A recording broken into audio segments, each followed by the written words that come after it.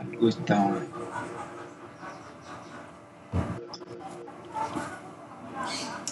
Ahora, ahora se ve. ¿Mm? No, profe. ¿Se ve la pantalla? Dejo de compartir. Ah, ya. Compartir contenido. Bien. Yo creo que tengo que agarrar estas. ¿Ahora? Ahora sí, profe. Ahora Sí. sí, profe. Sí, porque Ahora sí. agarré la que no era. Vamos, entonces, esto no. Ya habíamos avanzado. Sí, habíamos quedado aquí en esta diapositiva, donde la descomposición de ese óxido de nitrógeno 1 se ve favorecida, ¿no es así? Ahí lo dice el valor que tiene el cambio de entalpía estándar y también el cambio de energía libre estándar, que son negativos. Y por ende la constante de equilibrio es bastante elevada, lo que nos quiere decir que el equilibrio se encuentra desplazado hacia la formación de los productos, que son esas dos moléculas. ¿Y qué habíamos dicho de esas dos moléculas? ¿Por qué se favorece? Tenemos esa reacción de descomposición. Porque viene una sustancia inestable a dos sustancias bastante estables. Claro, por la estabilidad, la fortaleza del enlace en esas dos moléculas diatómicas o monucleares. En la inorgánica, a veces ustedes explican, o sea, como vamos a ver con la fuerza ácida posteriormente, y que lo vamos a explicar a través de varios modelos, ¿verdad? O sea, no son teorías, porque las teorías son las teorías de enlace, que ya nosotros la estudiamos el semestre pasado, la teoría de orbitales moleculares y la teoría de enlace valencia. Y muchas veces para explicar todo este comportamiento de la sustancia se tiene que recurrir a las teorías de enlace y también a lo que son las estructuras.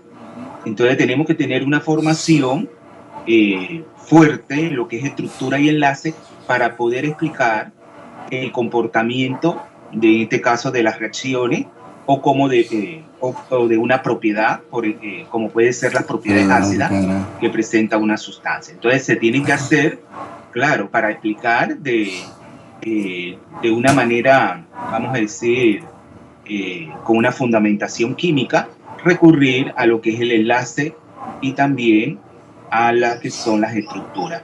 Entonces aquí tenemos dos moléculas bastante estables con un triple y la otra con un doble enlace, y ya ustedes saben que son los dos componentes mayoritarios del aire debido a esa estabilidad que presenta. Entonces, a ustedes les quedó pendiente hacer las estructuras de Lewis, ¿verdad? Bueno, ya ustedes saben del caso del nitrógeno, hay un triple enlace entre los dos átomos de nitrógeno, y en el caso del oxígeno un doble enlace. Y en el caso del óxido de nitrógeno 1, entonces tendrían que hacer la estructura, ya entonces ¿qué tipo de molécula es? Una lineal, angular, eso usted lo determina, ya ustedes saben hacer esas estructuras. Entonces eso lo vamos a discutir posteriormente cuando analicemos los problemas, y también vamos a retomar estas preguntas. Entonces, en este caso tenemos otra reacción, ¿verdad? Que involucra también el nitrógeno y el oxígeno, pero en este caso, en el sentido hacia la derecha, o sea, tenemos una reacción de síntesis. O sea, dos moléculas diatómicas de estos dos elementos se combinan para formar un compuesto, que en este caso es el óxido de nitrógeno 2. ¿No es así? Entonces, aquí ya ustedes ven que el cambio de entalpía ya no es negativo, sino es positivo. Entonces, ¿por qué no se ve favorecida? Tenemos esa formación de esa molécula, de ese óxido de nitrógeno 2. Porque hay que romper enlaces que son más estables. Sí, y también, si ustedes se dan cuenta, tenemos qué tipo de molécula tenemos, es el óxido de nitrógeno 2, según sus electrones de valencia.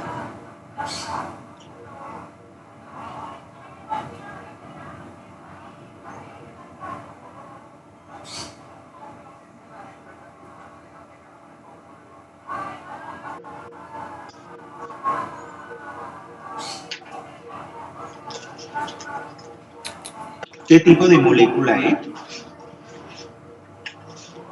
Jóvenes, fíjense y cuenten los electrones. Cuenten los electrones y me dicen qué tipo de molécula es.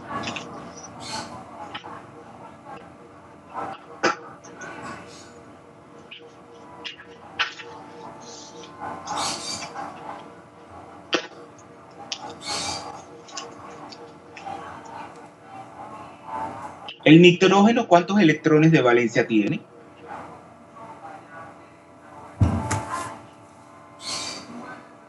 5. 5, ¿verdad? Pertenece al grupo 15, es el primer elemento, ¿verdad? Está en el segundo periodo. Acuérdense que en esos grupos no tenemos elementos en el periodo 1. Comienza, acuérdense, el principio de singularidad, donde los elementos del segundo periodo se comportan de manera diferente a los otros miembros del grupo. Ya ustedes saben eso por el principio de singularidad.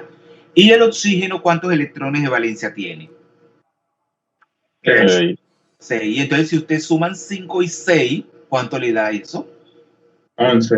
11. ¿Y qué ocurre cuando hay un número impar de electrones en una molécula? ¿Qué ocurre?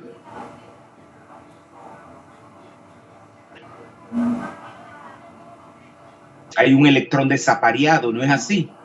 Y eso causa que sea un radical, o sea, es una molécula inestable. Entonces, por lo general tiende a dimerizarse para disminuir esa reactividad, o sea, hacerla más estable. Entonces, claro, eso la lógica nos dice entonces ya que no es un proceso espontáneo, es una reacción endotérmica, tenemos con una constante de equilibrio bastante pequeña, lo que nos quiere decir que el equilibrio de la flecha se encuentra desplazado es hacia los reactivos, hacia la formación de nitrógeno y oxígeno. Entonces, acuérdense que aquí yo les he dado los valores de estas magnitudes termodinámicas en kilocaloría mol, pero ya claro, la caloría es una unidad de energía en desuso. ¿Cuál es la que debemos de utilizar? Según el sistema internacional. ¿Cuál es la que debemos utilizar como unidad de energía? Joules. El joule. ¿Y cuál es la equivalencia entre joule y caloría? ¿Por qué se tiende a utilizar la caloría? ¿Ustedes han ido a los nutricionistas alguna vez? A un nutricionista porque tienen sobrepeso y quieren hacer una dieta para disminuir, o sea, y comer más balanceado, tenemos comer más, vamos a decir, vegetales, fruta y menos carbohidrato y carne. Y los nutricionistas utilizan, ¿qué más? ¿El joule o la kilocaloría? Cuando dan el valor nutricional de los alimentos, ¿qué utilizan más? La kilocaloría.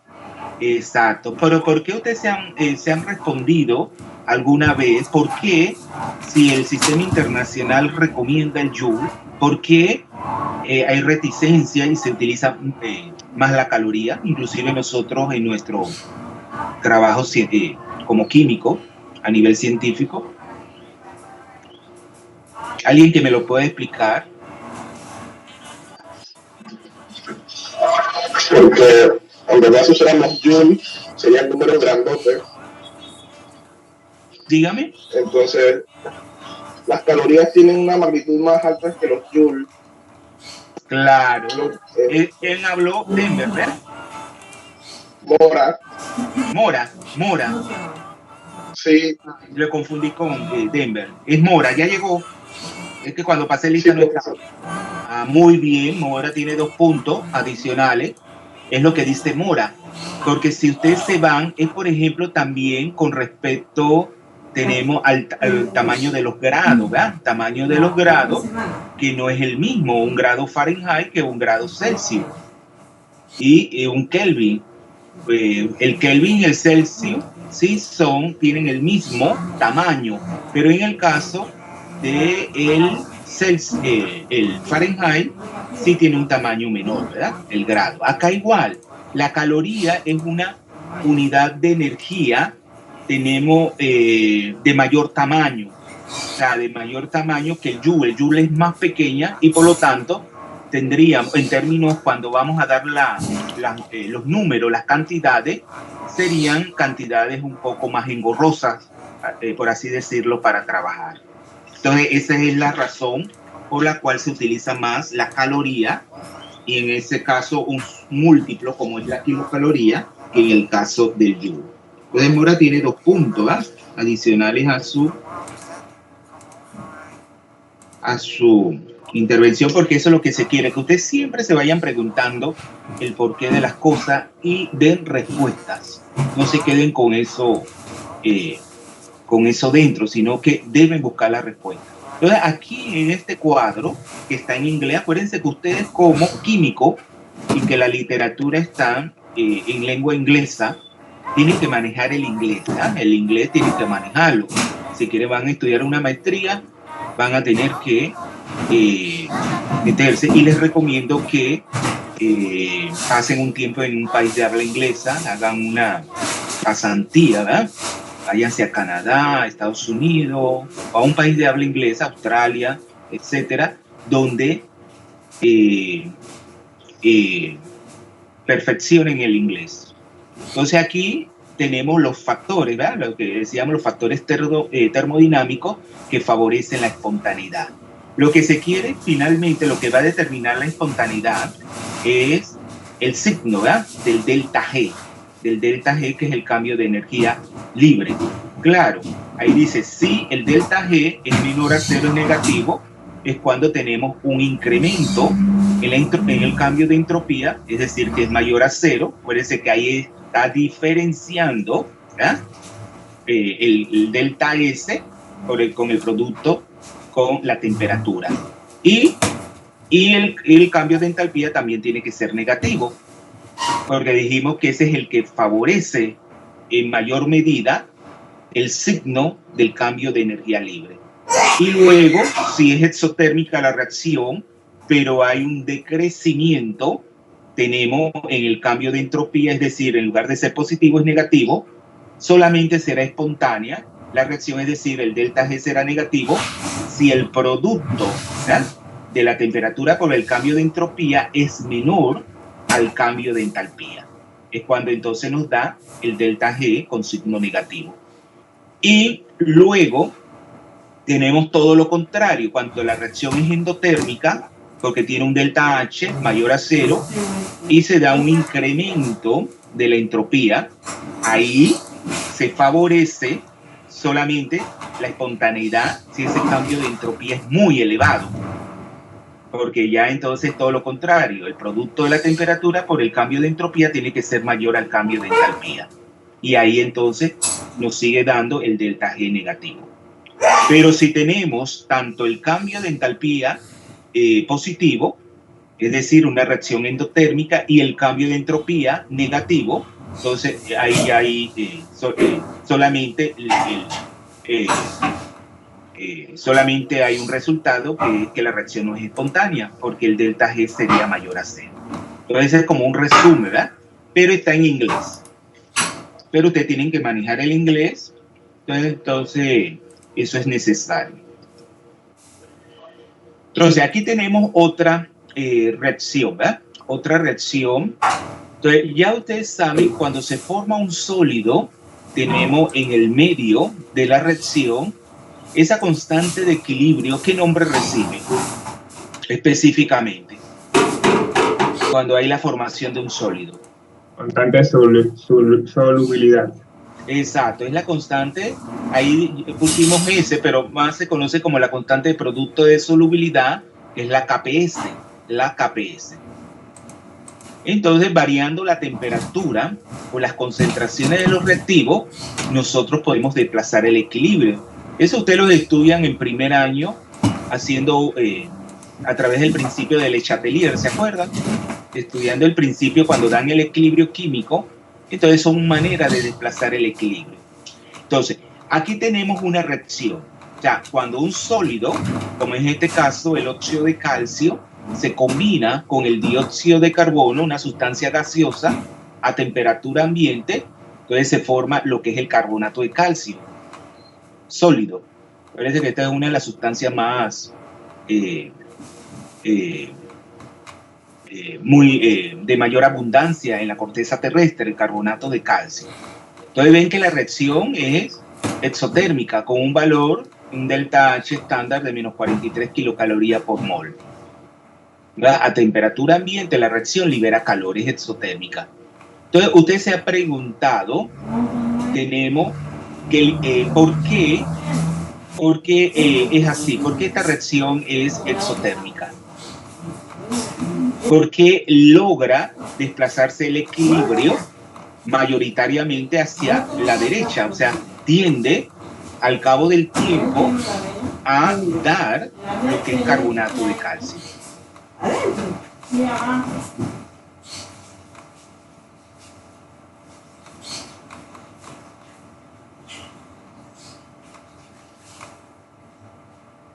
¿Se han preguntado?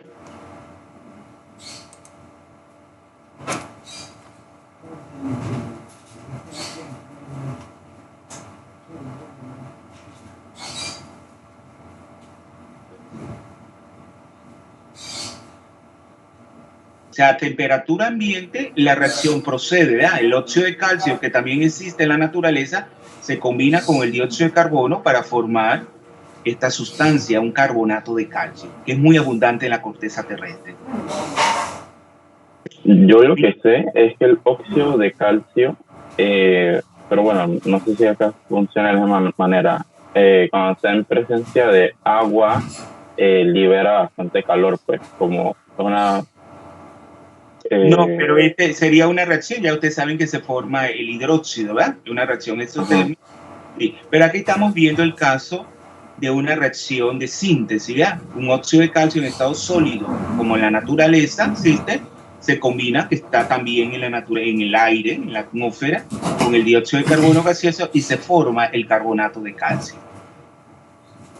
Claro, ahí entonces nos está diciendo que cuando calentamos el carbonato de calcio, luego cuando introducimos temperatura al sistema, entonces claro, la reacción tiende a irse hacia los reactivos. O sea, favorece la descomposición.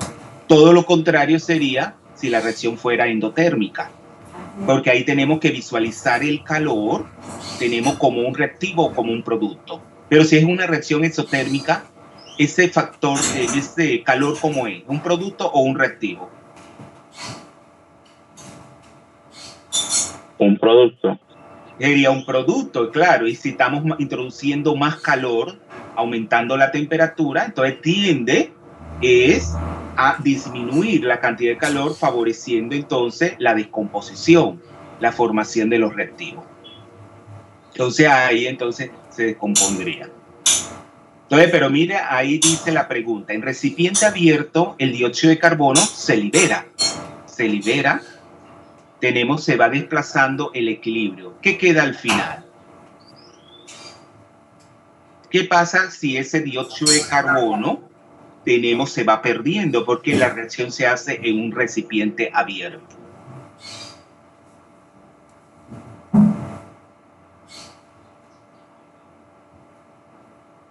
¿Qué queda al final? El óxido de calcio. Claro, el óxido de calcio. Explíquelo para que el compañero quede en claro en eso. Porque ya tenemos que visualizar, bueno, eso es si estamos visualizando la reacción en el caso, o sea, acuérdense que la reacción puede ser en el sentido directo o en sentido inverso, pero el dióxido de carbono ahí es el que se combina con el óxido de calcio para dar el carbonato de calcio. Pero si él se está perdiendo de alguna manera, ¿qué pasa con su concentración? Disminuye. ¿Y qué va a hacer el sistema? ¿Qué va para contrarrestar esa disminución de su concentración? El equilibrio se debe desplazar a la derecha. Hacia donde él se está perdiendo, ¿verdad? Que sería hacia la formación del óxido de calcio. Entonces eso es lo que quedaría al final. El óxido de calcio en el caso de un recipiente abierto. Entonces, en cuanto a los aspectos cinéticos, ya veíamos que tenemos dos controles en cualquier reacción, el control termodinámico y el control cinético. En el caso de algunas reacciones pueden estar favorecidas termodinámicamente, es decir, tener un cambio de energía libre menor a cero y no darse, porque cinéticamente, acuérdense, están impedidas. Entonces, el caso del agua, el caso de la formación del agua gaseosa a partir de sus dos elementos tiene un cambio de energía libre estándar de menos 54,3 kilocalorías por mol, pero la reacción no se da de manera espontánea. Para que se dé, tenemos dos opciones: utilizar un catalizador para disminuir lo que es la energía de activación, acuérdense, o iniciarla a través de una chispa. Después de eso, la reacción procede de manera explosiva. Entonces, eso es lo que tienen que, y eso lo vamos a ver más adelante cuando veamos estudiemos los aspectos tanto químicos, los aspectos de equilibrio, tanto químico como electroquímico, en lo que son los diagramas de Purvé, así se le llama.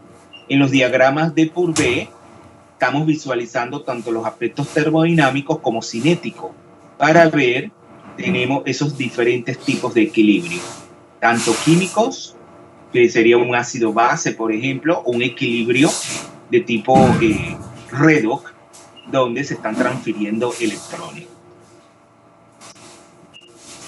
El catalizador, ya esa definición la habíamos visto. Un catalizador es un compuesto que interviene en la reacción.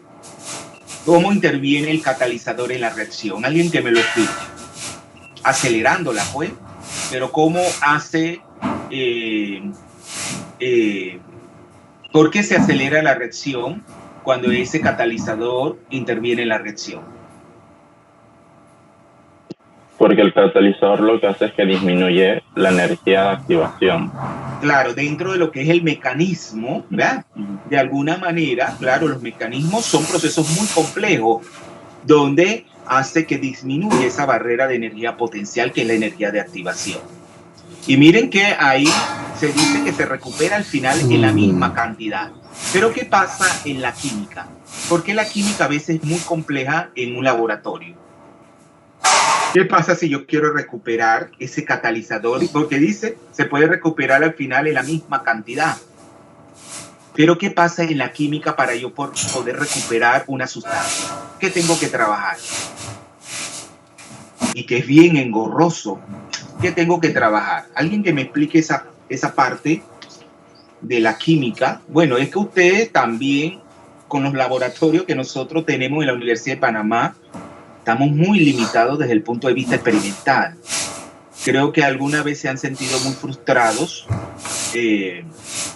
estando en los laboratorios. En cualquier laboratorio de cualquier curso de química, se ven las condiciones tan paupérrimas de los laboratorios. No hay equipo, por ejemplo, las mismas instalaciones con polilla, no funcionan las cámaras.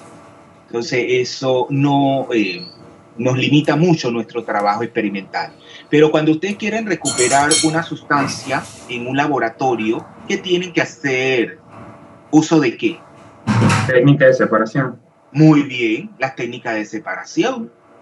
Y eso es engorroso porque ustedes tienen que estudiar el sistema que tengan. Entonces, cuando en química inorgánica nosotros nos manejamos, cuando utilizamos catalizadores, nosotros podemos trabajar en sistemas homogéneos o en sistemas heterogéneos.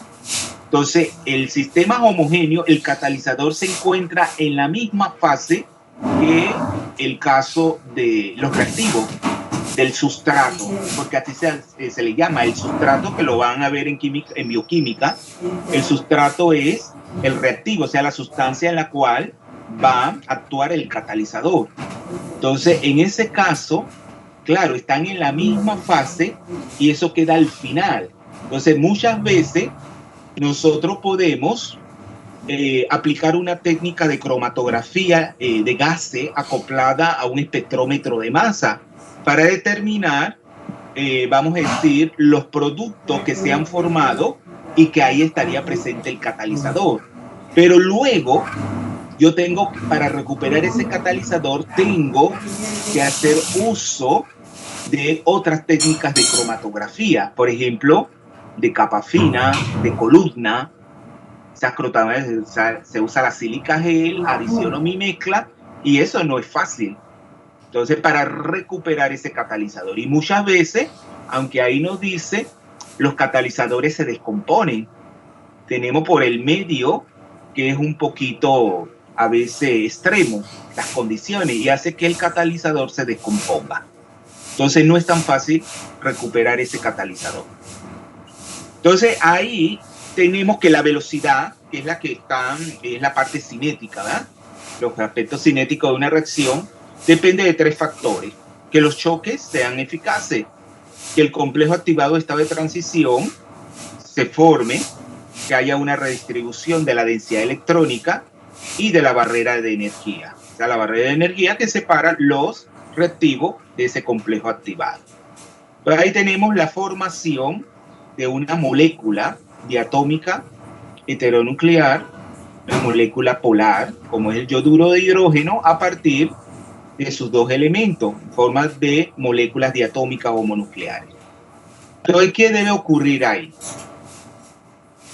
¿Qué debe ocurrir para que haya la reacción?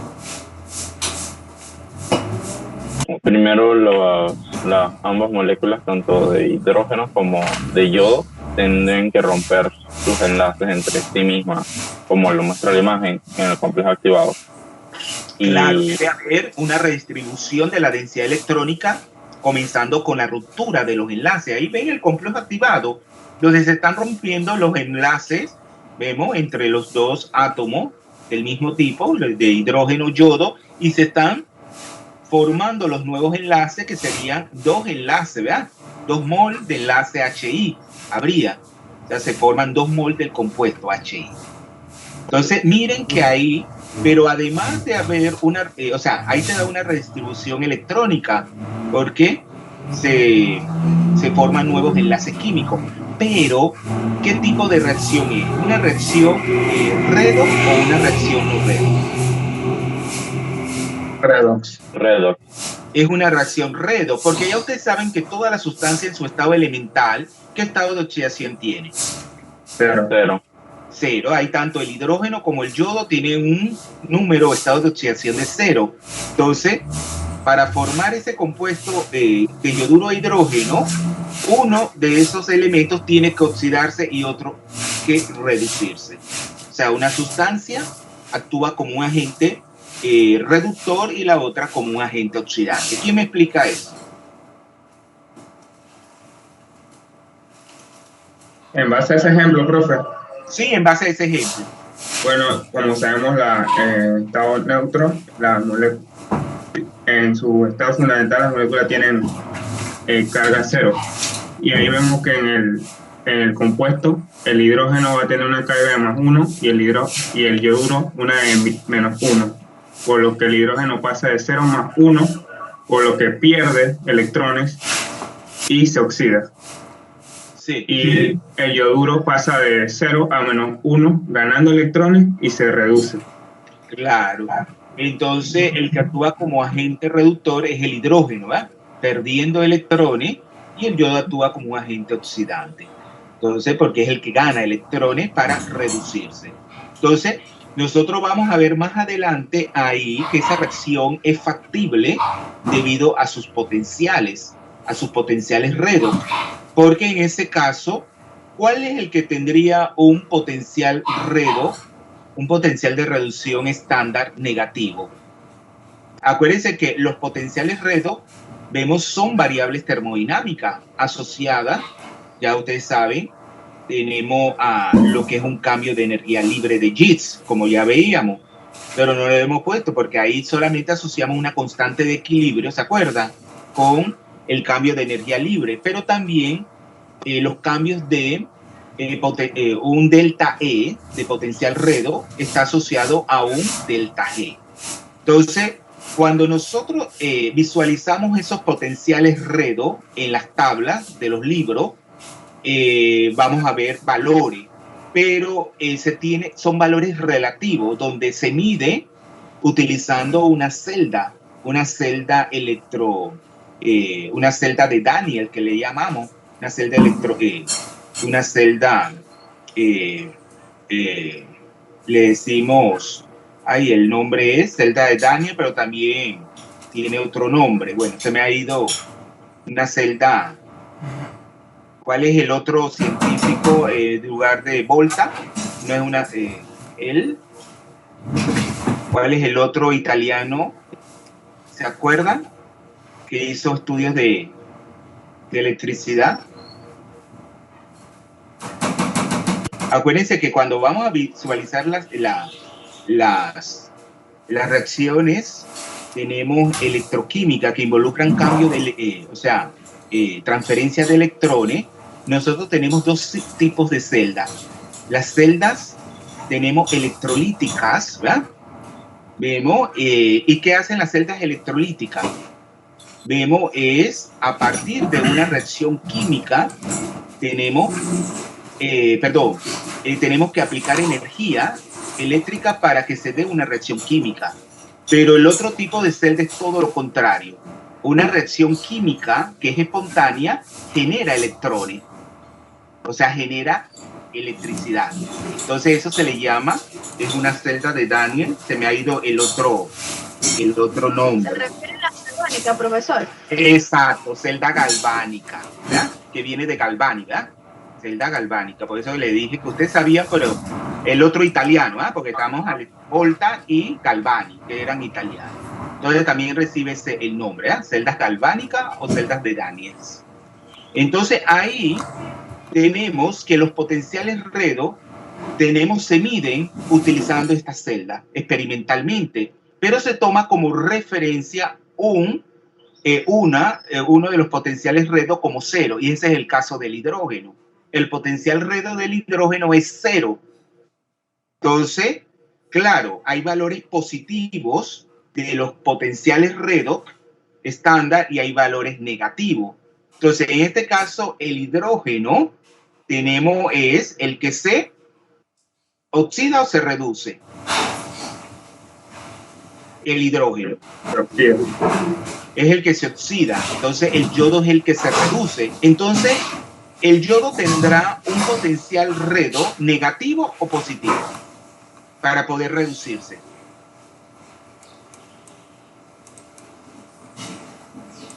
Positivo. Será positivo, muy bien. Entonces, ese potencial redo del yodo es positivo, porque eso lo que favorece es la reducción de esa sustancia, es decir, que gane electrones. Cuando son negativos, como es el caso de los metales, vemos de algunos metales, porque algunos tienen positivo, entonces tiende a oxidarse, a perder electrones. Pero en este caso el hidrógeno pierde electrones, pero tiene un potencial redo de ¿cuánto? ¿De cuánto es el potencial redo del hidrógeno que se toma como referencia para medir todos los demás? ¿De cuánto? 0. De 0. Ese es el que se toma como referencia y es 0. Eso lo vamos a ver más adelante. Entonces, si el complejo activado tiene una energía de activación sumamente elevada, ya ustedes saben que eso va a hacer que sea inerte el reactivo, pues, y sea una reacción que no se lleve a cabo por ser muy lenta. Entonces aquí tenemos los dos diagramas, estos dos diagramas que son gráficas que nos muestran la energía potencial, cómo varía con el progreso de la reacción. ¿Qué me las explica? Ahí los diagramas lo que comparan son los dos aspectos exotérmico y endotérmico. Si la reacción es endotérmica, la energía de activación es elevada, pues porque se requiere energía para poder... No, porque acuérdense que lo que hace que la reacción sea endotérmica es la diferencia de energía entre los productos y los reactivos. Ven que tienen en la flecha, dentro de la flecha que separa la energía de los reactivos, la energía potencial del reactivo y los productos, dentro de la flecha que tiene endotérmica, ¿verdad? Y luego eso hace que sea endotérmica porque los productos tienen mayor energía que los reactivos. Por lo tanto, tenemos que introducir energía al sistema, porque la energía ¿de dónde viene? Cuando estudiamos el sistema químico, que es la reacción, claro, los reactivos van a determinar una cantidad de energía, pero si los productos, por Acuérdese la ley de la conservación de la energía. Si los productos quedan con mayor energía, ¿qué tenemos que hacer físicamente? ¿Qué tenemos que hacer? ¿Qué tenemos que hacer?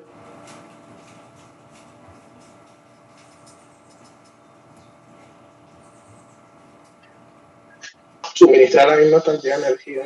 Claro, suministrar más energía. O sea, la diferencia de energía, esa la tenemos que, ya lo dice, a través de temperatura. O sea, metiendo energía calórica, o sea, calor. Entonces hay un aumento de la temperatura y eso favorece la reacción en sentido forward, en sentido directo, ¿va? En el sentido hacia adelante, o sea, en el sentido hacia los productos. Entonces se favorece por un incremento de la temperatura, porque tenemos que introducir energía al sistema, o sea, la reacción. Y luego, entonces, ven que ahí le están colocando también, o sea, la energía de activación, que es la energía que separa los reactivos del complejo activado, que es lo que está en la parte superior, ¿verdad? En la meseta, o sea, en la parte superior de la curva, se representa el complejo activado del estado de transición y ven que ahí la energía de activación de esa reacción, yendo de los reactivos a los productos, es mayor que en el caso de la reacción inversa, que es yendo de los productos a los reactivos, porque en ese caso ya, entonces sería una reacción ¿de qué tipo? Exotérmica, porque ya entonces los productos ahí se convierten en los reactivos y los reactivos se convierten en los productos. Entonces todo lo contrario tenemos en el caso, en la curva, en la gráfica, ¿verdad? O en el diagrama de la derecha, donde la reacción es exotérmica, donde la reacción directa se ve favorecida, porque los productos quedan con menos energía que los reactivos. Es decir, ahí no tenemos que introducir energía al sistema, sino que se da de manera espontánea. Los reactivos pasan a los productos con menos energía y ahí todo lo contrario. Ahí se desprende energía al medio en forma de calor. ¿Les quedó claro estos gráficos?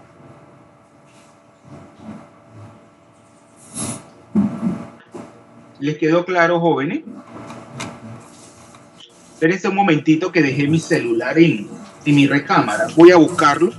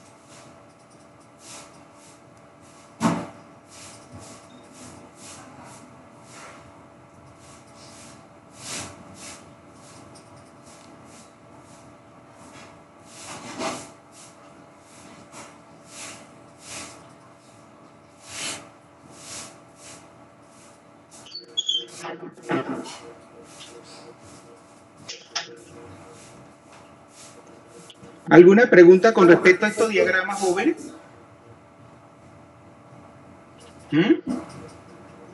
¿Alguna pregunta? No. De mi parte no, profe.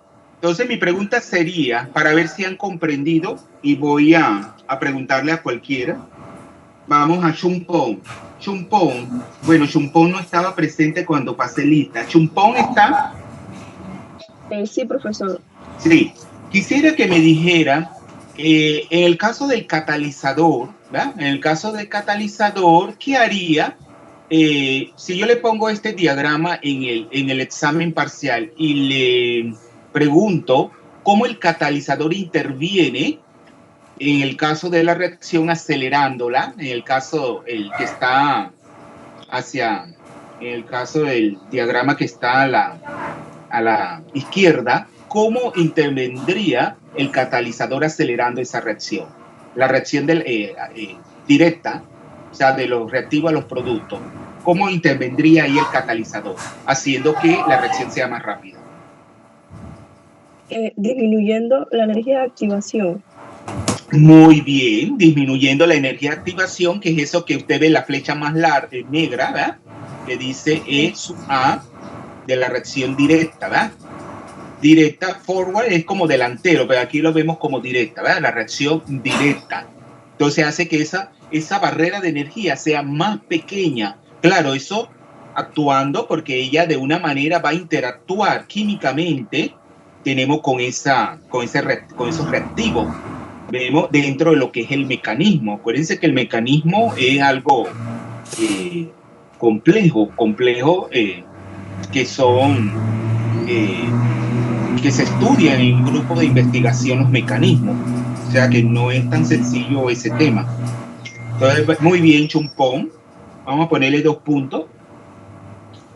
Chumpón, 2 puntos en su intervención. Vamos a seguir. ¿Y qué tenemos aquí? ¿Quién me explica este? ¿Verdad? Otro diagrama del mismo tipo, pero aquí que tenemos, ¿qué hacemos referencia? ¿Qué hacemos referencia con este diagrama?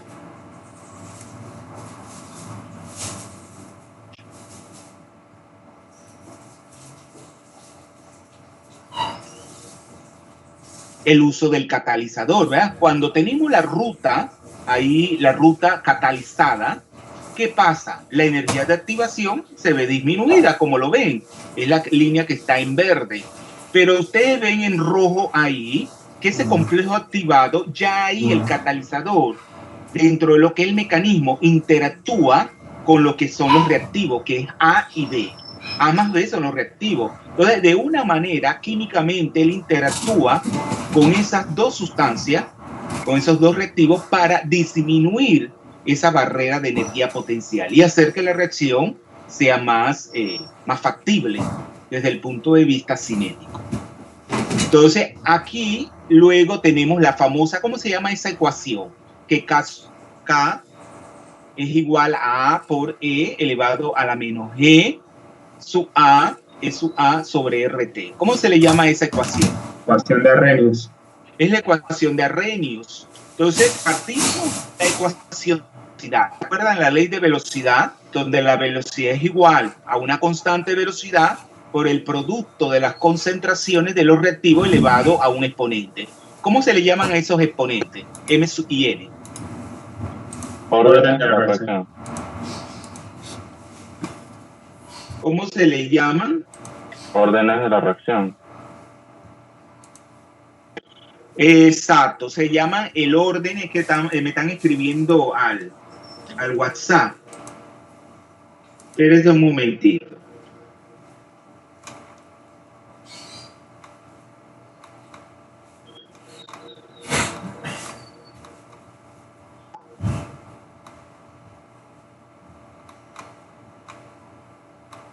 Sí, me están escribiendo mucho, pero no voy a poder.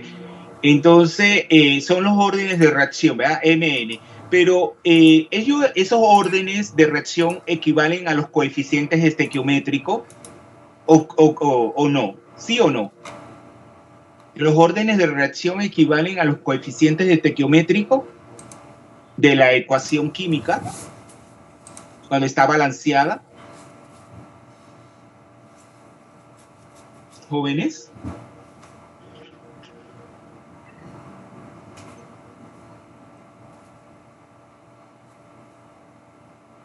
Sí.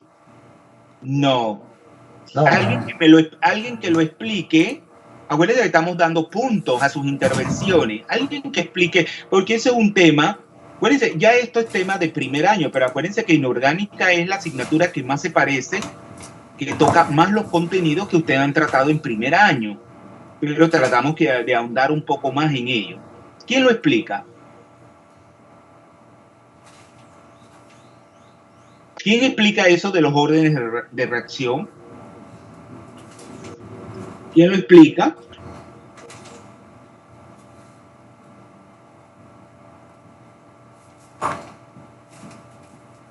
Vamos a llamar a alguien para ver si se atreve. María Ángela Ventura.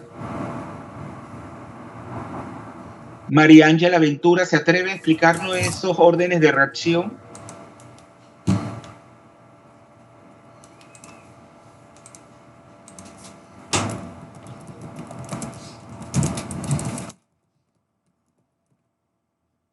Profe, el orden de reacción sería el orden de las partículas, en que las partículas colisionan para producir un producto, no sé. No, mire. Ya lo voy a explicar yo. Mire. Los órdenes de reacción no equivalen, acuérdense que ellos pueden ser, solamente pueden ser positivos, le hago la pregunta, positivo, números positivos, enteros positivos. No, pueden ser negativos también. Pueden ser negativos, pueden ser fraccionarios, es decir, decimales. ¿Ah? Inclusive pueden ser igual a 0. O sea, los órdenes de reacción, pero yo les pregunto, ¿los coeficientes estequiométricos pueden ser negativos? No. ¿Pueden ser 0? No, porque 0 por la sustancia daría 0. Sí pueden ser decimales, porque ustedes saben que a veces ponemos un medio, ¿ya? Para eso sí se vale. Pero los órdenes de reacción pueden ser inclusive un orden de reacción negativo. ¿Qué haría? Favorecería el incremento de la concentración de ese reactivo, la velocidad. Denvers, si es negativo el orden de reacción. Si yo incremento la concentración. ¿Cómo? ¿Me puedes repetir la pregunta que se me cortó el audio? Si tenemos que los órdenes de reacción M y N, uno de ellos es negativo, por ejemplo, vamos a suponer que M es negativo, que es el orden de reacción del reactivo A. Y si esa concentración yo la voy incrementando, ¿qué efecto tendría en la velocidad?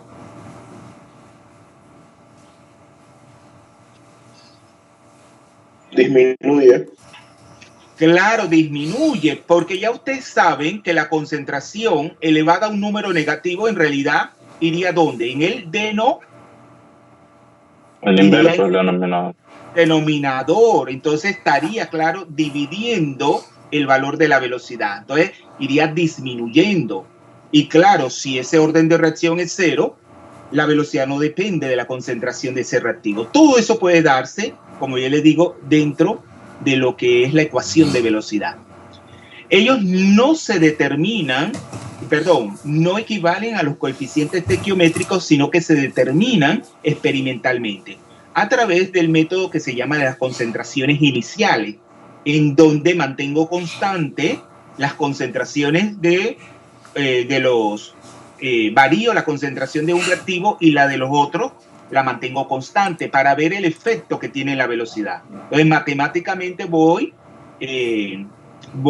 relacionando, tenemos el efecto que tiene la variación de concentración de ese reactivo con respecto a la velocidad y determino entonces ese exponente, ese orden de reacción. Es así como, ¿no lo hicieron en primer año? ¿No determinaron esos M y N a través del método de las concentraciones iniciales?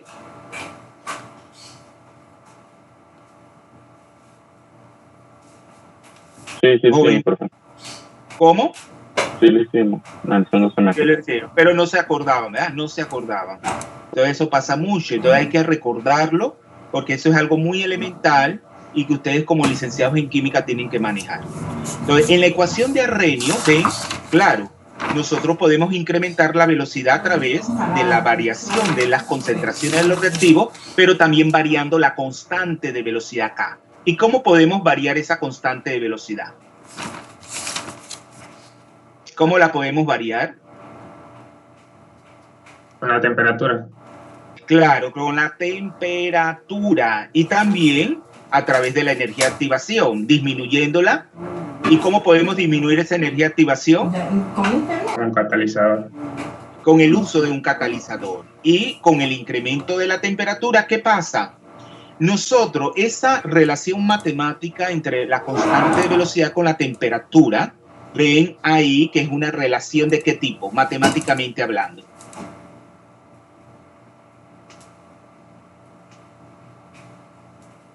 ¿Es una relación lineal o exponencial?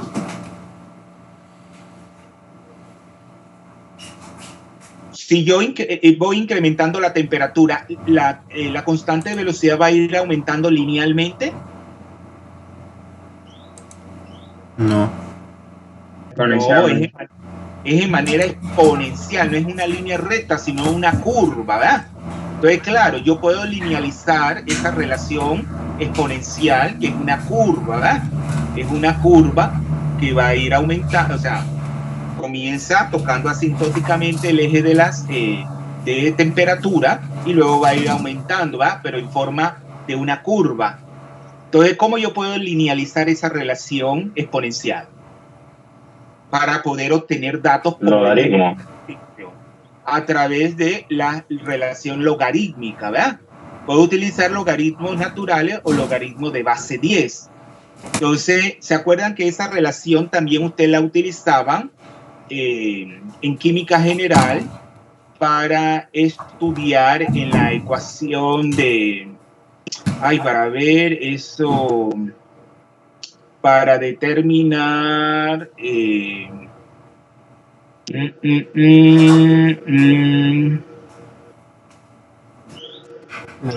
Esa también se utiliza, se me ha ido el... Está eligiendo su propio... los...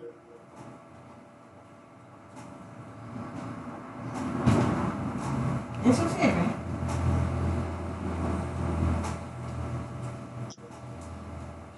¿Tú sabes más de qué? ¿Te acuerdas, Marta, de que se veía que pensaba que era? Cuando vemos el cambio, por ejemplo, en los cambios físicos, cuando vemos la fusión, ¿verdad? Una fusión que pasar del estado sólido al estado líquido, o una evaporación, pasar del estado líquido al estado gaseoso. ¿Qué tenemos ahí? ¿Qué tenemos ahí, jóvenes? ¿Qué variables físicas están involucradas? Cuando se pasa del estado sólido al estado líquido o del estado líquido al estado gaseoso, ¿qué hay?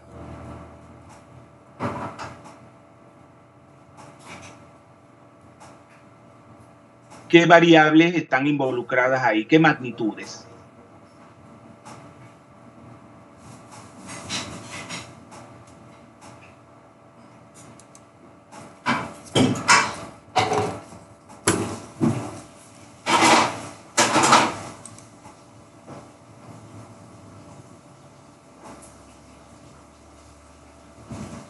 Ahí tenemos el delta H, ¿verdad? Un cambio de entalpía.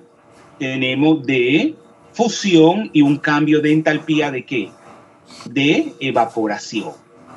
Pero ¿qué pasa cuando yo, qué tengo que vencer? Bueno, vamos a verlo con respecto a al paso del estado líquido al estado gaseoso. ¿Qué es lo que se opone a que la sustancia pase del estado líquido al estado gaseoso?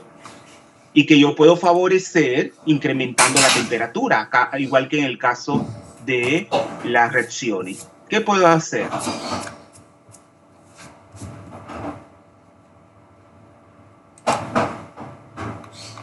Cuando una sustancia pasa del estado líquido al estado gaseoso, ¿qué se tiene que vencer ahí? ¿Y qué es lo que da cabida a que esa sustancia pase del estado líquido al estado gaseoso? La temperatura de ebullición tiene que reposarse. Acuérdense que la temperatura, estamos hablando, una cosa es la evaporación y otra cosa es la ebullición, ¿verdad? Sí, porque una sustancia puede pasar del estado líquido al estado gaseoso sin ebullir, ¿no es así? Entonces, si yo tengo una sustancia que está pasando del estado líquido al estado gaseoso, a eso tengo que vencer que una presión de vapor, o sea, tiene que favorecer una presión de vapor.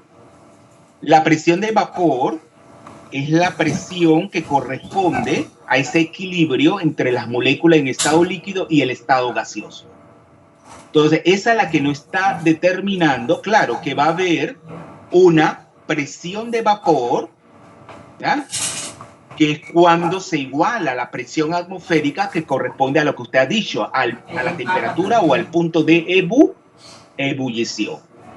Pero como yo le estaba diciendo, se me vino a la mente, porque claro, nosotros estamos aquí estudiando cómo la temperatura va a hacer variar la constante de equilibrio, que ya dijimos que va a ir aumentando de manera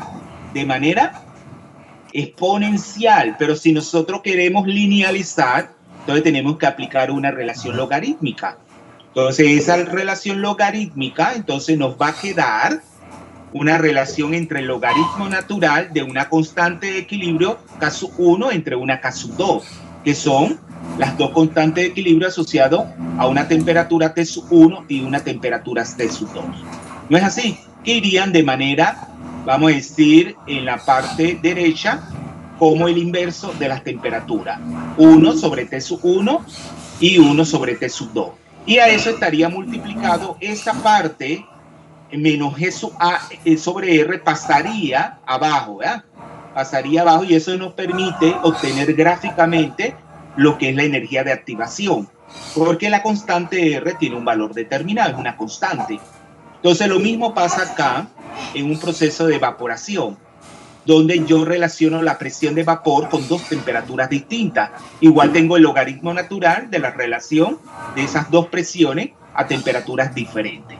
Pero ¿qué nos permite obtener también experimentalmente esa relación matemática logarítmica? En este caso sería la energía de activación, pero en el caso del proceso de evaporación, ¿qué nos permite obtener? ¿Qué nos permite obtener?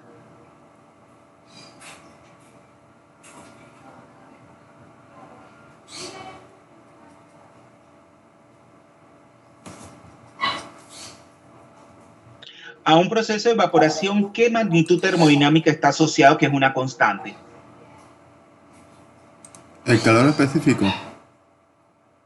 No, sería el delta H de evaporación.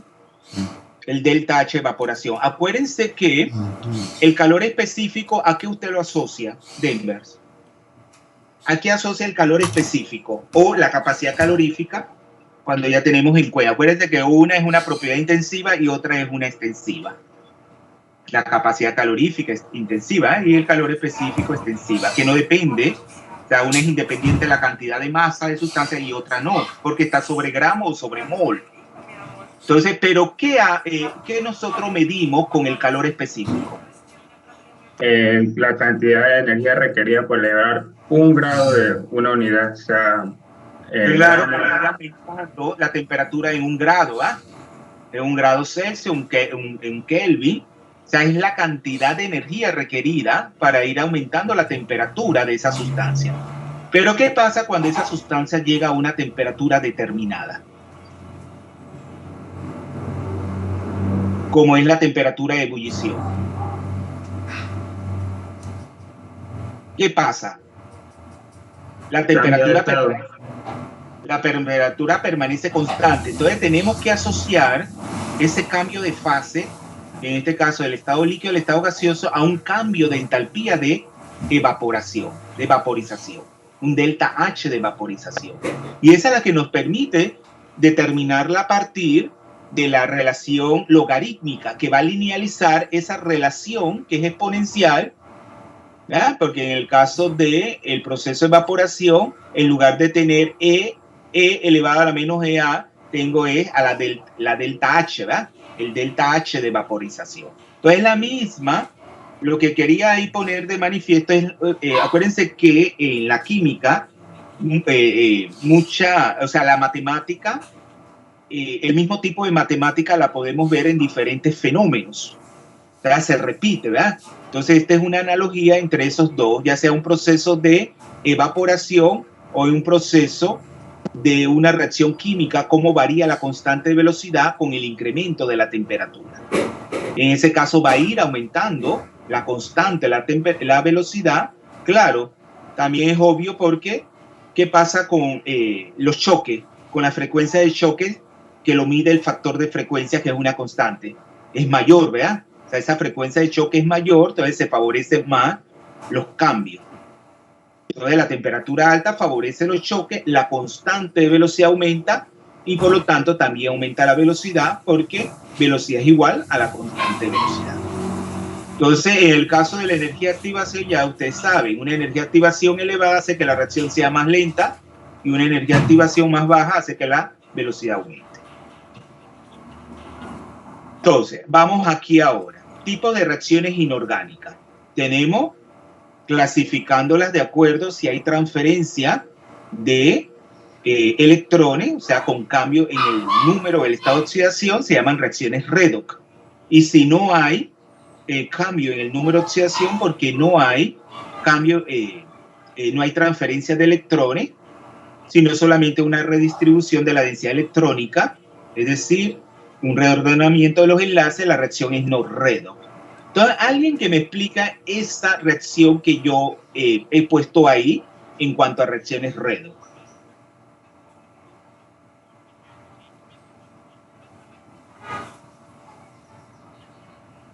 Alguien que me la explique.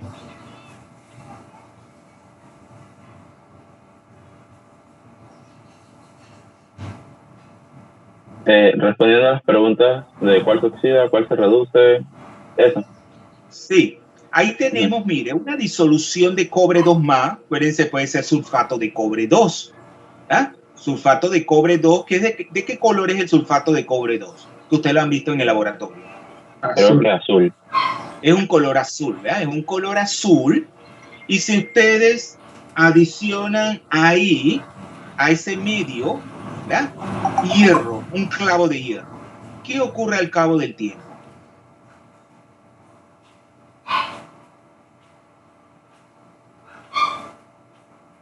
El clavo se oxida. El clavo se oxida, ¿verdad? Es decir, pierde electrones para ir de hierro. Ven que de un clavo de hierro que no le ven óxido, ¿verdad? Lo introducen y el clavo va a quedar con un recubrimiento, una película de óxido que nos dice que se ha oxidado de hierro a hierro 2 más. En cambio, ¿qué pasa con el cobre que está en disolución en estado de oxidación 2 más? ¿Qué pasa con el cobre? Se reduce. Se reduce. Entonces ustedes van a ver un polvillo, ¿verdad? De color, el color característico del cobre, como el chocolate. Rojizo o chocolate por ahí. Sí, un rojizo, exacto. Eso es cobre que se está reduciendo, o sea, se está formando, pasa de estar en disolución con estado de oxidación 2 más a estado de oxidación 0, estado elemental. Entonces, ¿por qué ocurre eso? Y eso ocurre de manera espontánea. Ustedes no están introduciendo energía ahí al sistema. Eso se da de manera espontánea. ¿Y por qué se da de manera espontánea? ¿Por qué se oxida el hierro y por qué se reduce el cobre? De manera espontánea.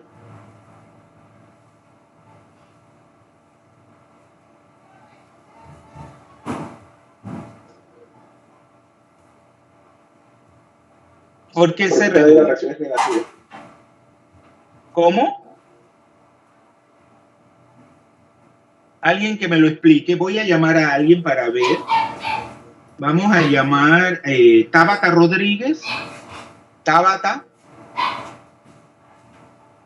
Tabata. Sí, profe.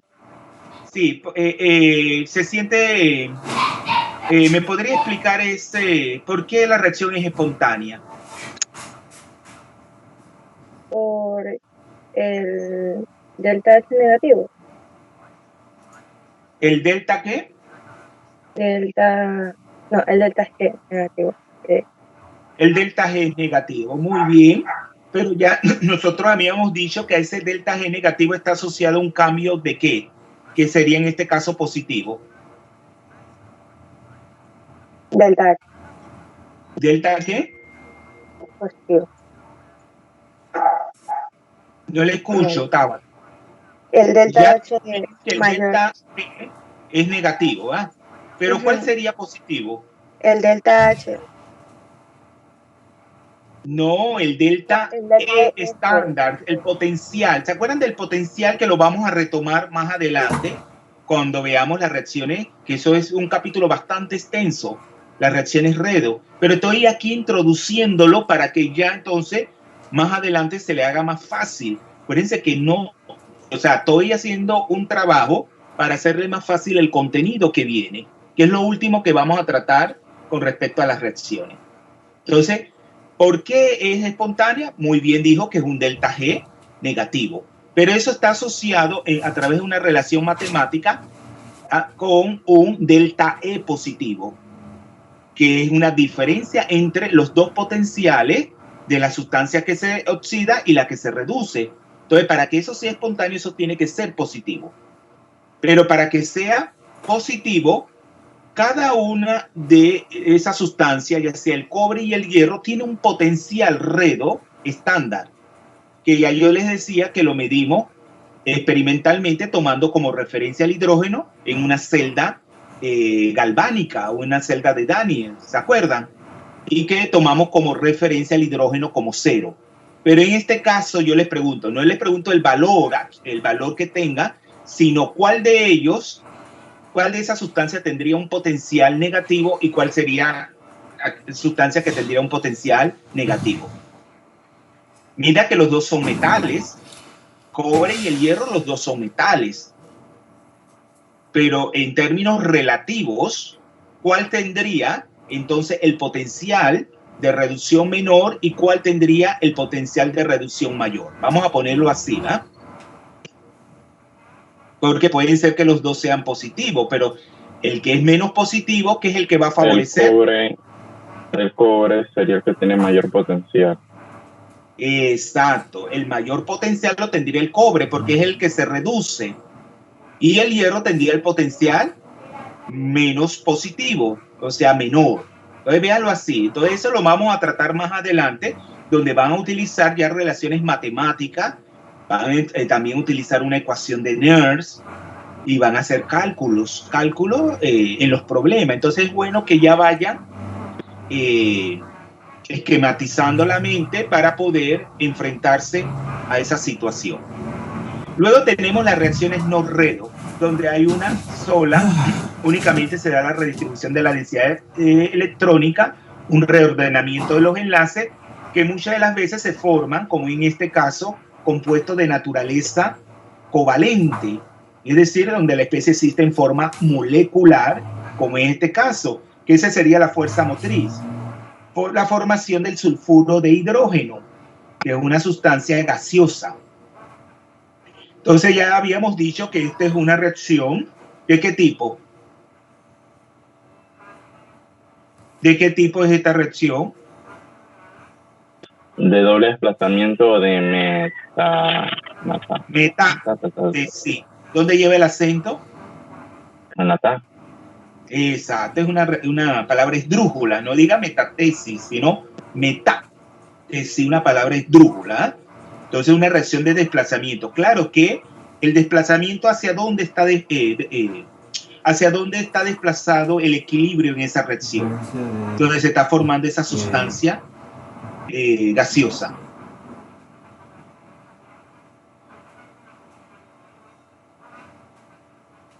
La formación de producto. Claro, porque acuérdense que ya habíamos visto esa sustancia, si la hacemos, esa reacción la hacemos en un sistema abierto, ¿qué va a hacer? Se va a ir desprendiendo, ¿verdad? Esa sustancia en estado gaseoso que es la que huele a huevo podrido, ¿se acuerdan? El sulfuro de hidrógeno. Antes, cuando ustedes pasaban por la bahía de Panamá, que es la cinta costera, eso olía a huevo podrido.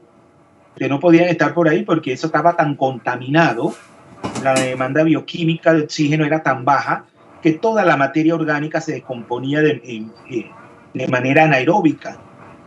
Y entonces la bacteria actúan ahí descomponiendo esa materia orgánica y uno de los productos es el sulfuro de hidrógeno. Entonces eso olía a huevo podrido, tú no podías estar ahí. Entonces el sulfuro de hidrógeno se desprende y a medida que va saliendo del medio de reacción, ¿qué favorece? Si estamos disminuyendo la concentración de esa sustancia, que se forme más producto. Entonces, claro, el equilibrio está completamente desplazado hacia la derecha. También podemos clasificar, vemos, si hay cambio o no en el número de oxidación, es decir, si hay transferencia o no de electrones, podemos clasificarla en reacciones redo o en reacciones no redo. Y acá tenemos la clasificación según el medio en que se den. Por ejemplo, si se dan en disolución acuosa, entonces es porque se dan en agua. Pero ¿por qué ahí se dice entre especies iónicas o polares? Porque esas son las que son solubles en agua. ¿Por qué? Porque las especies iónicas o polares son solubles en agua. Para que una reacción se lleve a cabo en un disolvente determinado, tiene que ser soluble las especies. Entonces también eso, acuérdense que es un problema cuando trabajamos experimentalmente. Tenemos que buscar un disolvente que soporte la temperatura a la cual que no se evapore y que también las especies sean solubles en ese medio. En fase gaseosa, ¿verdad? También puede estar entre compuestos moleculares, porque generalmente los compuestos que existen en fase gaseosa son compuestos moleculares, por el tipo de fuerza que interviene, ¿verdad? Existen a la temperatura y presión normal en esa fase. En estado fundido, es bien importante estas reacciones que ustedes se van a enfrentar por primera vez, que son las disgregaciones, reacciones de disgregación o en estado fundido, y que muchas veces se utilizan para solubilizar algunos compuestos. Por ejemplo, en el caso del óxido de hierro 3 calcinado. Entonces, muchas reacciones se llevan a cabo en estado fundido y reciben este nombre genérico, disgregaciones. Entonces, como vamos a ver, por ejemplo, las reacciones de los óxidos, donde ahí vamos a utilizar un modelo ácido-base, que es el modelo de Luft-Fluch, donde las propiedades ácido-base se determinan no en base a la transferencia del protón, sino a la transferencia del ion óxido. Entonces, eso lo vamos a ver más adelante finalizando esta presentación. En sólido, entonces ya sabemos, cuando las reacciones se llevan a cabo en estado sólido son las llamadas descomposiciones térmicas, que ya las hemos estudiado en su momento, por ejemplo, la descomposición de los carbonatos, para aplicar lo que es el cambio de entalpía de red cristalina de los hidróxidos, que también lo visualizamos ahí, porque son sustancias, pero muchas veces las descomposiciones térmicas no son espontáneas. O sea, son espontáneas a una temperatura determinada, no a temperatura ambiente, donde tenemos que aplicar energía al sistema. O sea que no es tan sencillo. ¿A qué hora se acaba la clase? 9:40, creo, 9:40. Sí. Entonces las reacciones siempre son equilibrio, como yo les decía, pero pueden estar más o menos desplazadas en uno u otro sentido. En general el equilibrio se desplaza hacia la formación del agua si la reacción es en disolución acuosa. Ese tipo de reacción, ¿cómo le decimos que son? Cuando yo combino ácido clorhídrico con hidróxido de sodio, o sea, una disolución de ácido clorhídrico con una disolución de hidróxido de sodio y se forma cloruro de sodio más agua. ¿Qué tipo de reacción es esa? Neutralización. Es una reacción de neutralización, ¿verdad? Donde se forma un electrolito débil, que es el agua. Entonces, las propiedades ácido-base, ¿qué la determina ahí? Las propiedades ácido-base. Cuando ocurre la reacción y mido el pH, ese pH, ¿a qué sería igual? A la concentración de hidrógeno en la solución. Sí, o sea, que el pH es igual al menologarismo de la concentración de hidrogenoide o de ion hidronio. Pero ¿qué determina el pH? Ya sabemos que el ácido clorhídrico, la disolución va a tener un pH ácido. Porque el ácido clorhídrico, como vamos a ver posteriormente, ¿qué tipo de ácido es? Fuerte. Es un ácido fuerte, ¿verdad? Que en agua, nosotros vamos a hablar de eso después, el efecto nivelador, el efecto diferenciante. En agua, por ejemplo, no podemos diferenciar la fuerza ácida del ácido clorhídrico con el ácido clorhídrico. No la podemos diferenciar. Los dos se disocian completamente, dando en disolución ¿qué especie? O sea que se equiparan de manera que produce en el medio acuoso qué tipo de ion, que es el que determina que el pH sea ácido. Y que yo no puedo medir ahí la fuerza, tenemos ácida, que uno sea más fuerte, que uno sea más débil, porque los dos se disocian en el mismo grado, en un 100%, dando qué especie. Dando qué especie.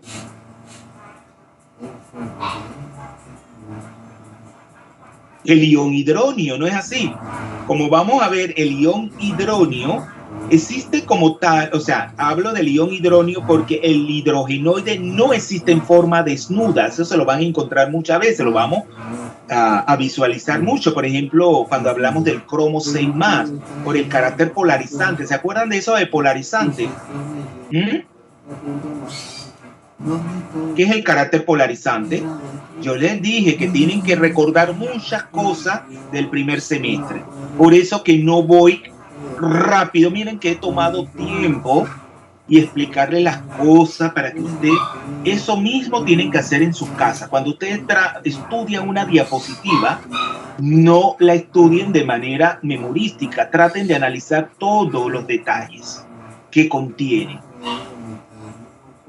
Entonces, el protón físicamente tiene un carácter polarizante elevado, porque esa carga positiva, vemos, está en un pequeño espacio, o sea, es una partícula muy pequeña, de radio pequeño, por lo tanto tiene un carácter polarizante elevado. Entonces, eso hace que él se una a una molécula de agua. Y existe como el ion hidronio. ¿Y cómo se forma ahí el enlace? Acuérdense que yo les dije que todo esto de las propiedades que queremos explicar y el comportamiento de las reacciones se explican en base a las teorías de enlace y a las estructuras. ¿Cómo se forma ese enlace entre el protón y el agua para darle el ion hidronio?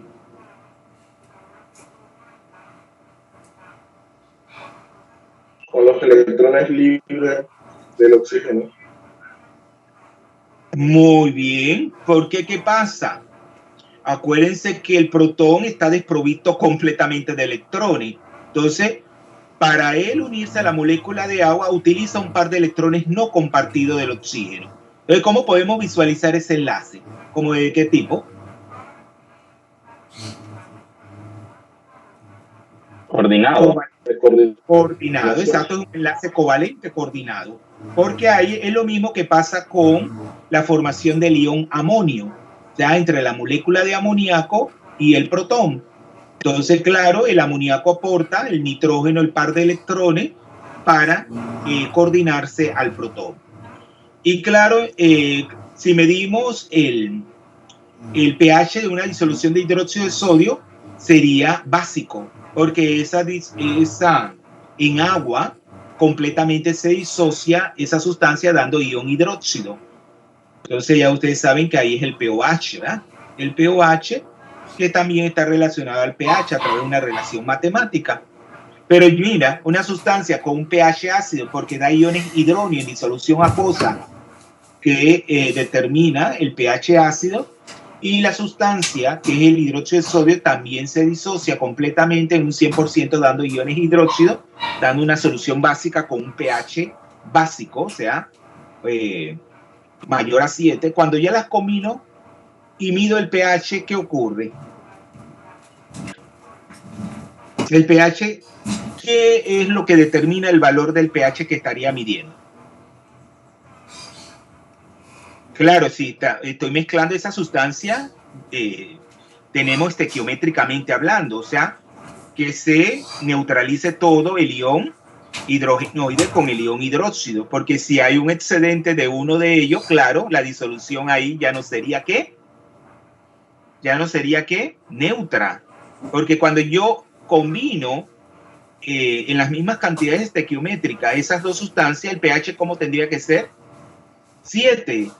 porque el cloruro de sodio está constituido por dos iones que son inertes, es decir, que no dan reacción de hidrólisis con el agua. ¿Se acuerdan de la reacción de hidrólisis? El sodio no da reacción de hidrólisis en agua, como es el caso de aluminio, una disolución de aluminio, de berilio, sí da el aluminio y el berilio, porque eso tiene que ver con el carácter polarizante, ¿verdad? Ahí en este caso el sodio no da esa reacción de hidrólisis, es un ion inerte, igual que el ion cloruro. Por lo general, los iones que provienen de ácidos fuertes y de base fuerte no dan reacción de hidrólisis y por lo tanto se denominan iones inertes. Y el pH entonces estaría determinado, alguien que me explique. Voy a llamar, vamos a llamar a Rojas Olga. Rojas Olga llegó. Sí, profesor, es que acá está lloviendo y tengo problemas con la conexión. Ah, ¿en qué lugar vive? En Coclé, La Pintada. Ah, ya está lloviendo, es que ya iniciaron las lluvias. Por aquí también está lloviendo fuerte. No ahora mismo, pero sí en estos días ha caído, comprendo. Entonces no tiene buena señal ahora. Hay veces que escucho entrecortada, entonces se me está dificultando hoy. Pero puede explicarnos eso, cómo determinamos que el pH sea entonces neutro, 7, ¿verdad? ¿Por qué? Porque el pH, cuando ya nosotros mezclamos esas dos disoluciones en cantidades estequiométricas, formando, ¿verdad?, el cloruro de sodio y agua, ¿por qué daría un pH de 7? Ligeramente 7, porque ya ustedes saben que lo vamos a ver más posteriormente, que se llama debido, cuando determinamos los pK, ¿verdad?, de los ácidos, muchas veces podemos detectar a través de reglas empíricas anomalías estructurales, como puede ser en el caso del ácido sulfuroso y del ácido carbónico. Entonces ese ácido, siempre como en el medio hay dióxido de carbono, el agua lo absorbe y de una vez el pH disminuye ligeramente, no da 7 sino 6, algo, porque ya no es agua solo, sino dióxido de carbono disuelto en agua. Entonces, ¿por qué daría 7 matemáticamente? Porque no hay iones libres. No. Vamos a ver otra persona. Kerigny Whitney. Kerigny Whitney. Sí, profesor. Díganos.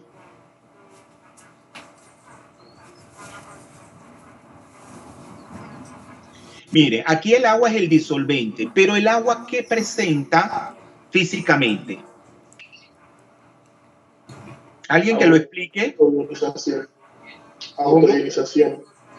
Claro, es la autoionización, ¿verdad? Una autoprotólisis, ¿verdad? Autoionización donde esa molécula de agua, una molécula más otra molécula de agua, entonces da el ion hidróneo y el ion hidróxido.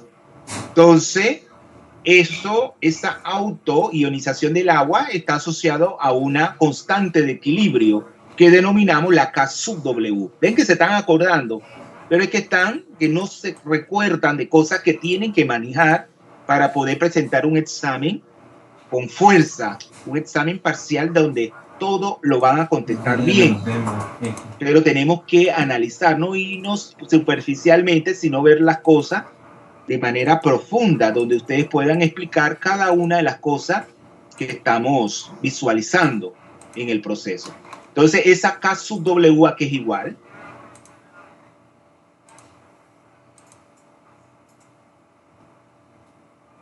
¿A qué es igual a K sub W? ¿En valor numérico o en ecuación? En valor numérico. 1 por 10 a la menos 14. Exacto, 1,0 por 10 a la menos 14. Y esa constante KW, ¿a qué es igual sería? Toda constante de equilibrio, ¿a qué es igual? Al producto de la concentración de los productos, que en este caso sería la concentración del ion hidróneo por la concentración del ion hidróxido sobre la concentración de los reactivos, pero en este caso serían las moléculas de agua. Como su concentración no varía en el tiempo, se incluye dentro del valor de la constante de equilibrio y por lo tanto sería igual solamente a la concentración del ion hidronio por la concentración del ion hidróxido de esa K sub W, que es igual a 1,0 por 10 a la menos 14. Por lo tanto, si yo determino la concentración del ion hidronio, que es la que determina el pH, ¿a qué sería igual la concentración?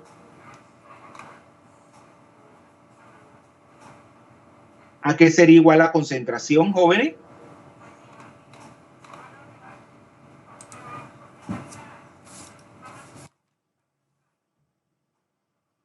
Si yo tengo que el producto de la concentración del ion hidronio por la concentración del ion hidróxido, estequiométricamente, ¿cómo tienen que ser esas concentraciones? Bien, ¿cómo tienen que ser? Iguales.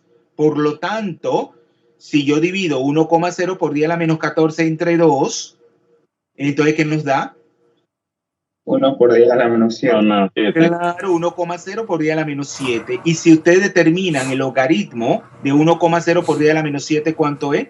Menos 7 por menos da 7. ¿Ven? ¿Se acuerdan ahora de eso? Eso no también lo dan en quimiometría con los equilibrios. ¿Quién les dio quimiometría?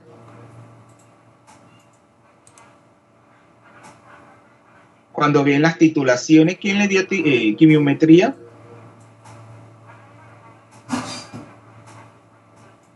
Fueron dos profesoras. La profesora Denise. La profesora Denise. Entonces también visualizaron eso ahí, porque eso es en química analítica cuando estudian, vean los tipos de valoraciones, ven estos tipos de reacciones. Entonces tenemos hacia la formación de gas y se trabaja en recipiente abierto, como es el caso pues de la descomposición de este carbonato de calcio al adicionarle ácido clorhídrico. Entonces, claro, como se forma ese dióxido de carbono y se va desprendiendo en el medio, hace que se desplace completamente hacia la formación de cloruro de calcio, que es completamente soluble, y agua, porque el dióxido de carbono se pierde. Hacia la formación de un sólido, que es el caso de la precipitación, ¿verdad? Entonces, ahí lo que hace es, claro que cuando se combina, ya lo habíamos dicho, el ion plata con el ion cloruro, precipita el cloruro de plata. Y esa es la fuerza motriz, la formación de ese sólido, en la cual tenemos un valor de KPS, ¿verdad? Un valor de constante de producto de solubilidad. Esto también lo vamos a ver, porque vamos a ver posteriormente cómo son afectados los potenciales redo cuando hay formación de precipitados y cuando hay formación de complejos. ¿Qué no son los complejos? Los compuestos de coordinación, que vamos a iniciar el estudio más adelante. Entonces eso hace, cuando no es lo mismo tener, cuando yo mido la plata, el potencial redo del ion plata libre es distinto a si la plata, parte de la plata, está formando parte de ese precipitado, como es el cloruro de plata, o parte de un complejo lineal, ¿verdad? De un complejo lineal con las moléculas de amoníaco, puede ser. Entonces, eso afecta el valor del potencial redo. Entonces, lo varía.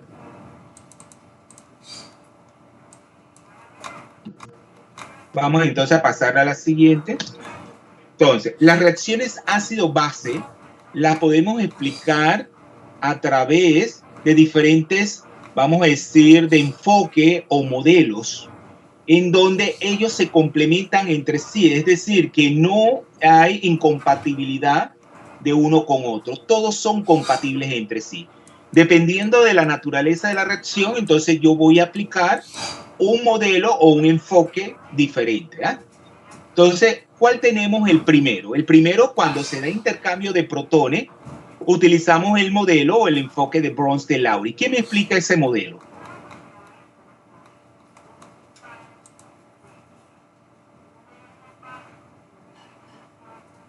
En este modelo los ácidos actúan como donadores de protones y las bases como aceptores de protones. Muy bien. O sea que yo voy a tener sustancias que donan protones, pero cuando esa sustancia dona un protón, ¿en qué queda convertido ese ácido? En un ácido conjugado. En su base conjugada, ¿verdad? O sea, cuando el ácido transfiere su protón, queda convertido, en su base conjugado. Y lo inverso sucede con la base. Cuando la base acepta el protón, que ha transferido el ácido, queda convertido en su ácido conjugado. Entonces, esta terminología es importante cuando veamos lo que es el efecto nivelador o diferenciante de los disolventes, donde vamos a trabajar las constantes, como vamos a ver posteriormente, y vamos a trabajar inclusive con los pK, ¿verdad? Acuérdense que el pK, igual que yo hablo del pH, yo puedo hablar de pK sub A o el pK sub B. Pero mire, no, para que no se confunda matemáticamente hablando, cuando la constante de acidez es más, vamos a decir, tenga una potencia de base 10 más positiva, eso nos dice que es una sustancia, su fuerza ácida aumenta. Pero ¿qué pasa cuando yo le determino el pKa? A medida que la K sub A es muy elevada, ¿qué pasa con la K sub A? El pKa. Si es el menos logaritmo, acuérdense que la P, es un operador aritmético. Así cuando veíamos en la química, en la mecánica cuántica, los operadores de energía, ¿se acuerdan? ¿Se acuerdan de esos operadores de energía cinética? El operador hamiltoniano, el operador de energía, cuando operaba yo sobre la función de onda para obtener la energía del sistema, aquí la P es un operador aritmético que va a operar en el caso del pH sobre la concentración de iones hidróneo para obtener el pH. Pero en este caso estoy operando sobre una constante de equilibrio, que es una constante de acidez, o una constante de equilibrio de basicidad, que es una K sub B. Entonces, ¿qué pasa a medida que la constante es mayor? ¿Qué pasa con el pK? Es menor. Es menor. Entonces, no se confunda. A medida la constante de equilibrio es mayor, el pK se hace menor. Entonces, en ese caso, utilizamos el modelo. Pero no todas las reacciones involucran transferencia o intercambio de protones. Por ejemplo, si no hay intercambio de protones, sino de iones óxido, por en el caso de las disgregaciones a fusión, o sea, que se hacen a fusión, que permiten la solubilidad, entonces eso, ya yo no voy a utilizar el modelo de Bronsted-Lowry, sino el modelo de Luft-Fluch. ¿Y qué consiste ese modelo de Luft-Fluch? Que vamos a ver más adelante. Que una sustancia es la que va a transferir el ion óxido, que sería la base, y la otra lo acepta, que sería el ácido. Y ahí hay formación, por ejemplo, de oxiácidos, determinados, y eso es muy común en la química inorgánica. Luego, si no están involucrados ni los iones óxidos, y tampoco los protones, sino electrones, ¿qué utilizamos? El modelo de Lewis, donde es lo que cabe, ya lo dijimos, dentro de lo que son los compuestos de coordinación o los complejos, en donde para ello uno de los átomos es el que va a aportar los pares de electrones libres, como es el caso del ion hidróneo, que lo aporta ¿qué? ¿Cuál es el átomo que aporta el par de electrón libre? El oxígeno. El oxígeno del agua, el cual se coordina al hidrógeno, que es el que va a aportar el orbital vacío para formar ahí el enlace. Entonces ahí podemos visualizar también cuando una sustancia es ácida y cuando una sustancia es básica. La sustancia que aporta el par de electrones es la básica y la sustancia que aporta el orbital vacío es el ácido. Pero en este caso sería la base de Lewis y el ácido de Lewis. Y luego tenemos el modelo de Pearson, que es una extensión de lo que es el modelo de Lewis. O sea, es compatible con ese modelo porque ahí tenemos lo que es el carácter duro o blando, que tiene que ver con el carácter polarizante y polarizable. Entonces, ahí ustedes van a ver que muchas reacciones se explican porque un átomo que es duro, que es de naturaleza duro, tiende a unirse químicamente a una base dura, un ácido duro con una base dura y un ácido blando con una base blanda. Entonces eso pero claro, esto tiene una fundamentación en lo que es el carácter polarizante o polarizable, que ya nosotros lo hemos manejado en el primer semestre. Entonces vamos a el modelo de Bronsted-Lowry. Ya sabemos, vamos a ahondar un poquito en este modelo, que un ácido es el que cede, ¿verdad? El que transfiere sus protones y la base es el que lo acepta, protones. Entonces, en una reacción ácido-base se da la transferencia de protones. En este caso, entre la reacción entre el hidróxido de sodio y el cloruro de sodio, el ácido es el ácido clorhídrico, porque es el que transfiere el hidrógeno, y en el caso del hidróxido de sodio es el que acepta, ¿verdad? Entonces ahí se da la formación de agua más la sustancia soluble, que es el cloruro de sodio en el medio. Pero la formación del agua es la que explica el cambio químico o la reacción. Entonces, la especie capaz de aceptar o ceder protones, tenemos, dependiendo de con quién se combina, en este caso es el agua, que se llama que es anfiprótica.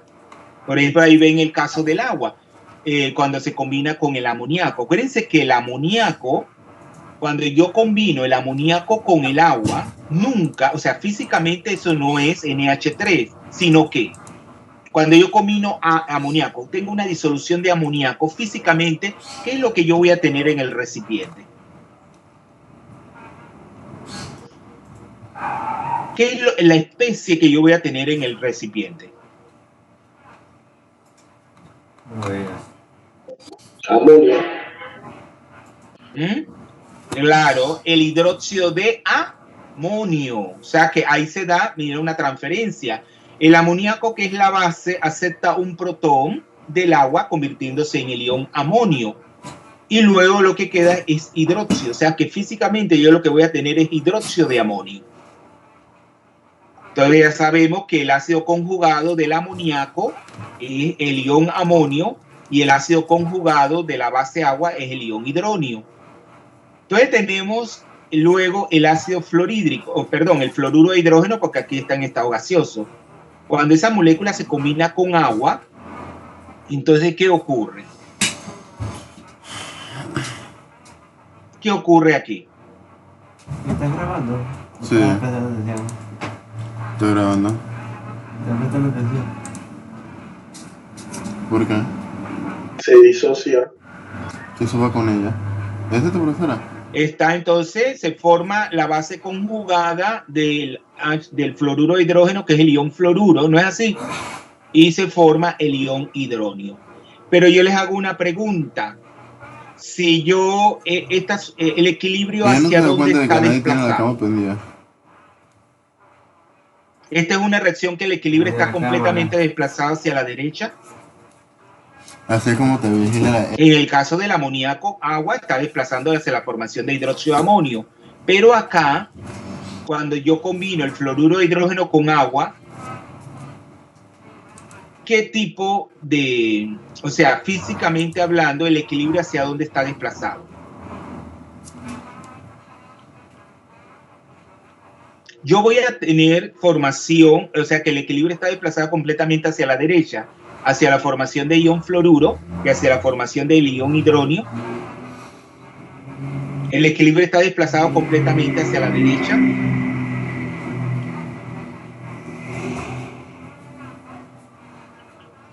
No, hacia la derecha. ¿Por qué no? Porque el ácido es débil.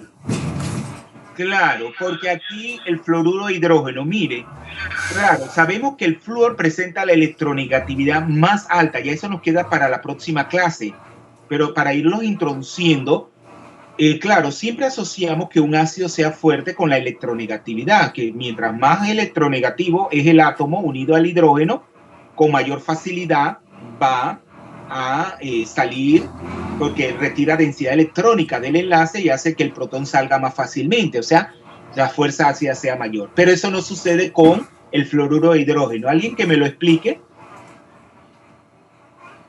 Porque dentro de los hidrácidos del grupo 17, el único que es un ácido débil es el HF. Porque el fluoruro es una base dura y el hidrógeno es un ácido duro y ellos son más estables. Bueno, yo no lo vería tan así, sino como la fuerza del enlace. Acuérdense que ahí, para que se disocie, ese protón, yo tengo que romper el enlace. Entonces, lo que está determinando ahí no es la parte, la polaridad, que el flúor sea muy electrónico, sino la fuerza del enlace. Porque, ¿qué pasa? Que el flúor es un elemento muy pequeño. Entonces, eso hace que la fuerza del enlace esté determinado, o sea, que haya una mayor interacción entre la densidad, entre los electrones de valencia del hidrógeno y del flúor, formándose un enlace más fuerte. Entonces, al ser la fuerza del enlace más fuerte, entonces eso hace que el hidrógeno no sea fácilmente transferido. Entonces lo hace un ácido débil. Acuérdense que eso lo vayan a investigar porque vamos a estudiar, cuando estudiemos la fuerza de los hidráxidos, ¿qué vamos a tratar? Lo que son los ciclos termoquímicos. Porque un proceso de transferencia protónica, como en este caso, de un hidráxido, está asociado a procesos más simples. Por ejemplo, a rupturas, vemos homolíticas o heterolíticas del enlace. También está asociado a un proceso de evaporación de la sustancia al pasar del estado acuoso al estado gaseoso. También está asociado a la pérdida de electrones por parte del hidrógeno para formar la especie H+. También está asociado a la afinidad electrónica del flúor o del halógeno para formar el anión. Pero también, finalmente, cuando esos iones se disocian, cuando el protón sale de la molécula, ¿qué pasa con él si está en un medio acuoso? ¿Qué pasa con él? ¿Alguien que me lo explique? Ya para terminar, porque ya estamos... ¿Se podría repetir la pregunta? Es que está corto, sí. O a mí como corto. Lo que es el proceso de disociación ácida, ¿verdad? De transferencia, o sí, se puede llamar de muchas maneras, está condicionado termodinámicamente a procesos más simples que pueden ser tratados a través de un ciclo termoquímico, como pueden ser procesos de ruptura del enlace, que en este caso es lo que determina que ese protón no salga con facilidad debido a la fuerza del enlace. Entonces hablamos de rupturas homolíticas o heterolíticas. ¿Entienden eso de ruptura homolítica y heterolítica? Que lo vamos a tratar en química organometálica. ¿Qué es una ruptura heterolítica y qué es una ruptura homolítica del enlace? Homolítica es que se llevan los dos partes electrones y la heterolítica es que cuando se rompe el enlace cada especie queda con su electrón enlazando. Claro, o sea que una especie es el que se queda con los dos electrones y otra con ninguno. Y en el caso de la homolítica es que cada uno queda con su electrón, ¿no es así? Entonces eso también lo tenemos que visualizar, o sea, ese proceso de transferencia está condicionado a procesos más simples, que son los que explican que se dé más fácil o más difícilmente. Entonces, ¿cuál es de eso? Ya dijimos, los procesos de ruptura heterolítica o homolítica. También lo que es el proceso de evaporación del hidráxido del estado acuoso al estado gaseoso. También a lo que son las afinidades electrónicas del halógeno para pasar de flúor a flúor menos. Y también al proceso de energía de ionización del protón para pasar de H a H+. Y por último me faltó algo, que eso es lo que yo le preguntaba. Cuando el protón sale, se disocia de la molécula, queda entonces en este caso el ion fluoruro y el ion y el protón, ¿verdad? Pero ellos quedan así. Si están en medio acuoso, ¿qué sucede? ¿Qué sucede en ese medio acuoso donde tenemos moléculas de agua? Las moléculas de agua van a rodear a los iones. Por ejemplo, si es el ion fluoruro, lo que van a rodearlo son las partes, la densidad del hidrógeno es la que principalmente va a rodear esa parte. Y claro, ahí entonces se ve favorecido lo que son, también no favorecido, sino que tenemos que tener en cuenta lo que son los procesos, los cambios de energía, el delta H de hidratación, si sería la solvatación. En el caso específico del agua es la hidratación, que esos iones se rodean. Entonces, claro, si yo favorezco ese proceso de hidratación, en muchos casos eso es lo que favorece la pérdida del protón, porque da un delta H de hidratación elevado. Ven que es una sumatoria de muchos factores a un delta H, que sería el delta H asociado a la transferencia del protón. De la molécula pasa entonces a formar el ion. Entonces ese proceso de manera global, entonces depende de procesos más simples. Pero vamos a dejarlo hasta ahí, vayan pensando, acuérdense que son muchas cosas que ustedes tienen que manejar el álgebra, porque esto de los equilibrios hay que manejarse mucho con el álgebra. Ver las sustancias, tienen que utilizar la lógica formal, lógica matemática. No aprendan nada de memoria, traten de analizar. Entonces vamos a pasar, ya en la siguiente clase vamos a ir más rápido, porque ya tenemos más conceptos y pasamos a otro tema de reacción. Vamos a ver entonces las reacciones, pasamos a las reacciones con las reacciones del modelo de Lewis. Y finalmente serían las reacciones redox. Vamos a terminar de compartir. Vamos a ver quiénes llegaron tarde. Aguilar Joel,